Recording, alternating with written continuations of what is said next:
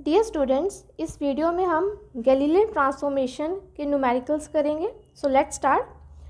A ball has velocity 6 i cap minus 4 j cap plus 8 k cap metre per second relative to the train moving with velocity 2 i cap minus 5 j cap metre per second relative to the observer on the ground। यानी जो train है वो कितनी velocity से move कर रही है, 2 i cap minus 5 j cap. तो यानी मैंने यहाँ पर दो फ्रेम्स कंसिडर करे हैं। एक करा है एस फ्रेम जिसको मैंने ग्राउंड कंसिडर करा है क्योंकि एस जो है उसको मैं रेस्ट फ्रेम कंसिडर करती हूँ, ठीक है। और जो ट्रेन है वो इतनी वेलोसिटी से मूव कर रही है रिलेटिव टू द ग्राउंड, ठीक है।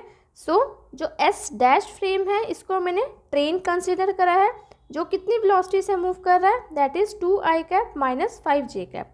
अब उस ट्रेन में एक बॉल है जो इतनी वेलोसिटी से क्या कर रही है, वो मूव कर रही है, ठीक है। तो ये क्या हो गया, दैट इज़ बॉल जो कि वेलोसिटी होती है इसकी हम रिप्रेजेंट करते हैं u डैश से, ठीक है। तो आपका u डैश क्या आ गया, 6 i cap minus 4 j cap plus 8 k cap.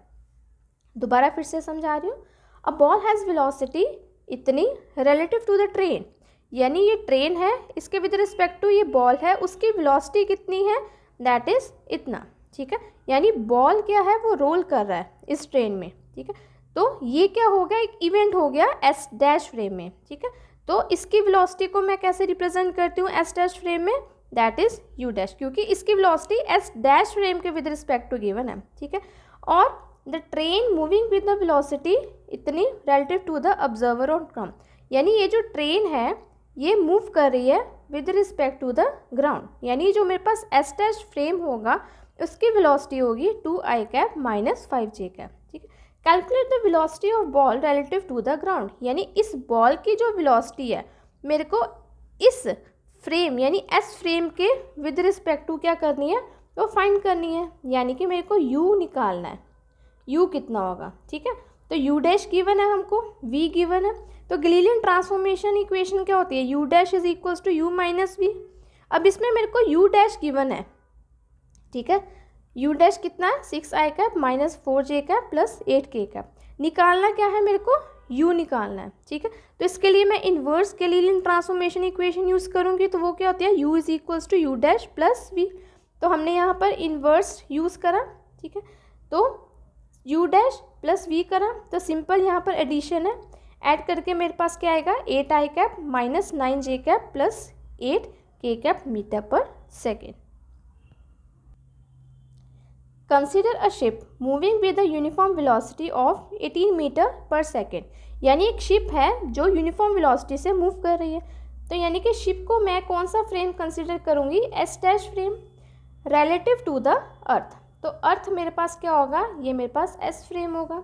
Late a ball be rolled at a speed of 2 metre per second relative to the ship, यानी कि शिप मेरा एस डैश फ्रेम है, ठीक है।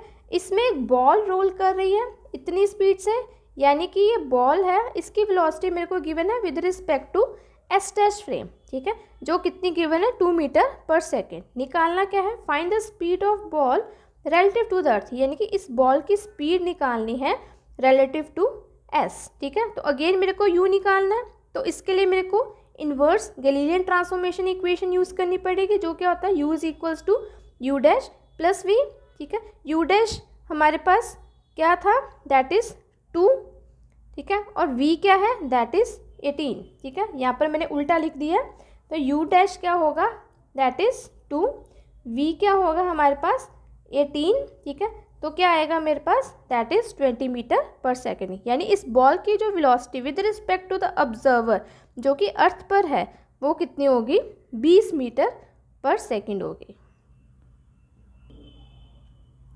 The position of a point in the frame S dash relative to the S with constant velocity of 10 metre per second along X axis is given by 11, 9 and 8। यानी एक कोई भी point है हमारे पास, ये मेरे पास सपोज एस डैश फ्रेम है, इसमें कोई भी पॉइंट P है, उसके कोऑर्डिनेट्स गिवन है 11, 9 और 8।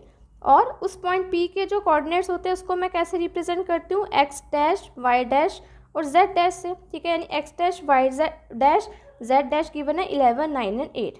निकालना क्या है, calculate its position with respect to the frame as if the two frames coincide only 0.5 second before. यानी ये मेरे पास S फ्रेम है, ठीक है, ये दोनों का ओरिजिन कोइंसाइड कर रहा था इतने सेकंड्स पहले, ठीक है, यानी कि इतने सेकंड बाद जो हमारा फ्रेम है वो इस पॉइंट से इस पॉइंट पर पहुंच गया, ठीक है, ये ओरिजिन है O डैश, ठीक है। तो अब निकालना क्या है, बेसिकली ये जो पॉइंट P के coordinates from the S frame यानी x y z कोऑर्डिनेट्स मेरे को निकालने हैं, ठीक है। तो इसके लिए अब हम कौन सी इक्वेशन यूज़ करेंगे, हमारे पास गैलीलियन ट्रांसफॉर्मेशन इक्वेशन क्या होती है, x dash is equals to x minus v t, ठीक है। अब इसमें गिवन क्या है मेरे को, इसमें मेरे को x डैश गिवन है, ठीक है, निकालना क्या है मेरे को, x निकालना है, ठीक है। v गिवन है 10 metre per second, time given है 0.5 सेकेंड, ठीक है। तो इसके लिए अब मैं inverse Galilean transformation equation use करूँगी पोजीशन टू कोऑर्डिनेट्स के टर्म में। तो वो क्या होता है, x is equals to x dash plus v t, ठीक है। तो x डैश क्या है मेरे पास 11, v क्या है दैट इज़ 10, टाइम क्या है 0.5। तो जब सॉल्व करेंगे तो x किसके इक्विवेलेंट आएगा 16 के। अब फ्रेम केवल x एक्सिस के अलॉन्ग मूव कर रहा है, यहाँ पर गिवन है मेरे को, ठीक है। तो फ्रेम केवल x एक्सिस के अलॉन्ग मूव कर रहा है, तो y और z के अलॉन्ग जो है वो कोई भी चेंज नहीं आएगा। तो यानी x y z मेरे पास क्या आएगा 16, जो मैंने निकाला है 9 and 8। Show that the distance between 2 points in 2 inertial frames is invariant under Galilean transformation।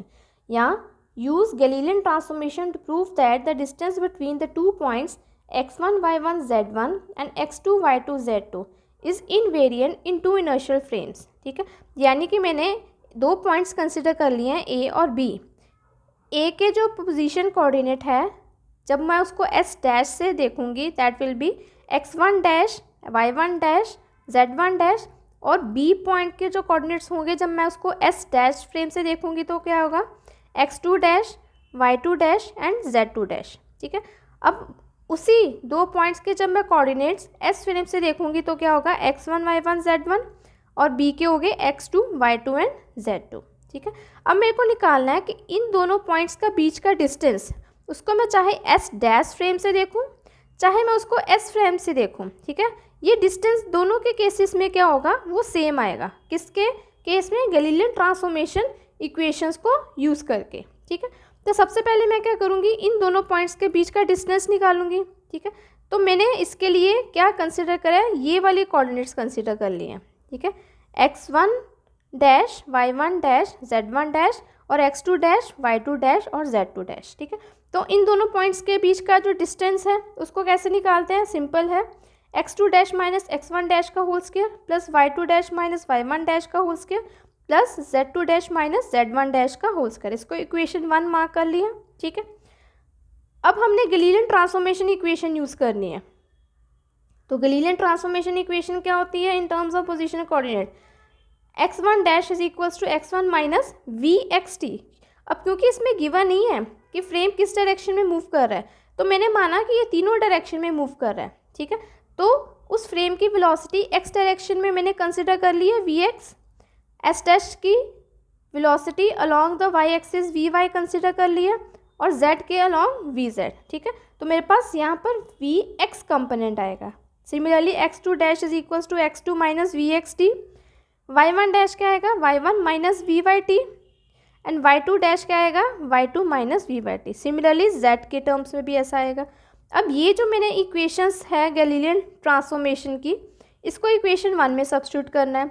जब इसको सब्स्टिट्यूट करा तो vxt के साथ कैंसिल हो गया, सिमिलरली vyt के साथ कैंसिल हो गया, vzt के साथ क्या हो गया कैंसिल हो गया। तो मेरे पास अल्टीमेटली टर्म उसी फॉर्म में बनी जिस फॉर्म में ये थी, बस फ़र्क क्या है, इसमें डैश कोऑर्डिनेट्स है, इसमें अनडैश कोऑर्डिनेट्स है।